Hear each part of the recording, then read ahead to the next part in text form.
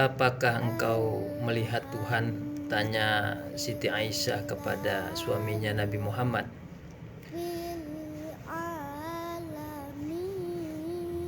Jawab Nabi Muhammad, sang suami, tidak.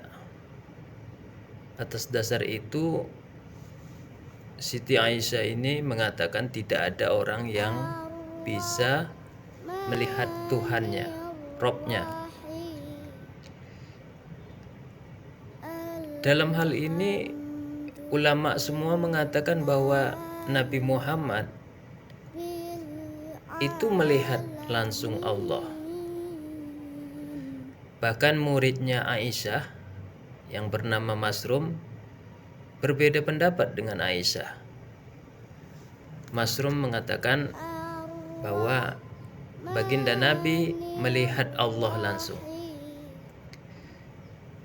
Ini yang harus kita membaca psikologi ketika itu.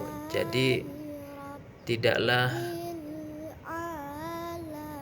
seseorang bisa menyampaikan yang sesungguhnya kepada yang bertanya. Dilihat dulu siapa yang bertanya. Tatkala itu Siti Aisyah masih baru berusia 6 tahun. Baru dinikahi Nabi dan dia baru masuk Islam. Artinya standar imannya masih belum sekokoh ayahnya Abu Bakar dan orang-orang yang beriman. Masih belajar. Jadi kita nggak bisa mengatakan kejujuran sebetulnya kepada setiap yang bertanya kepada kita. Maka kalau ada anak-anak kecil bertanya, bisa jadi kita tidak mengatakan kesungguhan dari sebuah jawaban.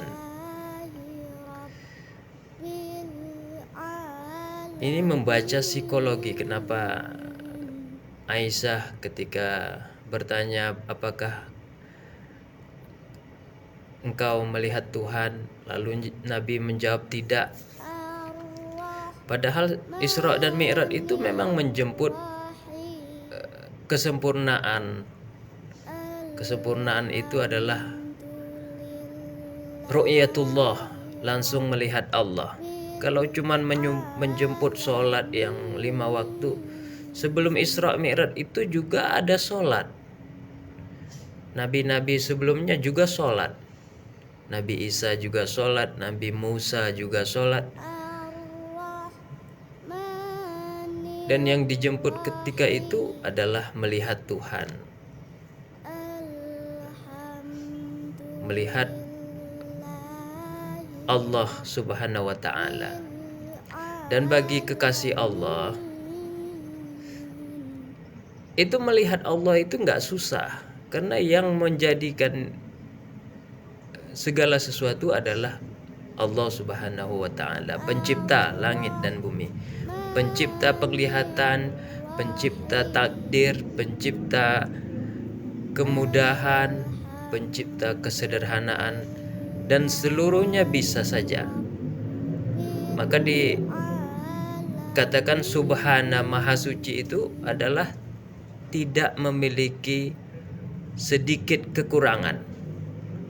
Innama amruhu idza arada syai'an ayyakula lahu kun fayakun fasubhana.